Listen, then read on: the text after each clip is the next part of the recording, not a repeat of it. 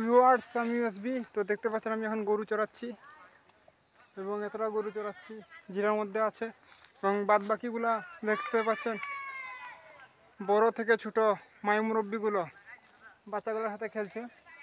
জানি না কী খেলা খেলছে, সম্ভবত লাঠি ডাঙ্গা খেলতে পারে ওরা। আমাকেও ডাকছে খেলার জন্য, কিন্তু আমি তো এদিকে গরু নিয়ে ব্যস্ত। যেহেতু আমি যদি তাদের কাছে চলে যাই তো আমার গরুগুলা কিন্তু চলে যাবে নম্বরে, আর নম্বরে গেলে ম্যানেজার আসে কিন্তু গরুগুলো নিয়ে যাবে। তো দেখতে পাচ্ছেন ভিউয়ার্স, আমি চলে যাচ্ছি। তারা যেহেতু আমাকে ডাকছে সেহেতু আমাকে যেতেই হবে, এজন্য যাচ্ছি আমি। তো দেখতে পাচ্ছেন আপনারা কিছুক্ষণ পর দেখতে পাবেন যে গরুগুলা সব এই যে ড্রেনটা আছে, ড্রেনটা পেরিয়ে যাবে। হ্যালো ভিউয়ার্স, আমি ইউএসবি ব্লগার। তো আজকে আমি আসছি চা বাগানে বেড়াতে। তো দেখতে পাচ্ছেন কিছু শিকারী মানুষ, মানে পাহাড় জঙ্গলে তাদের বসবাস করে, যেহেতু পাহাড়ি অঞ্চলে বসবাস করে। তো তারা দেখতে পাচ্ছেন যে এই কুইটাকে তারা সই করবে, দেখতে পাচ্ছেন। তো দেখা যাক কি হয়। তো মানুষ অনেক প্রতিযোগিতা এখানে দাঁড়িয়েছে, দেখতে পাচ্ছেন ভিউয়ার্স।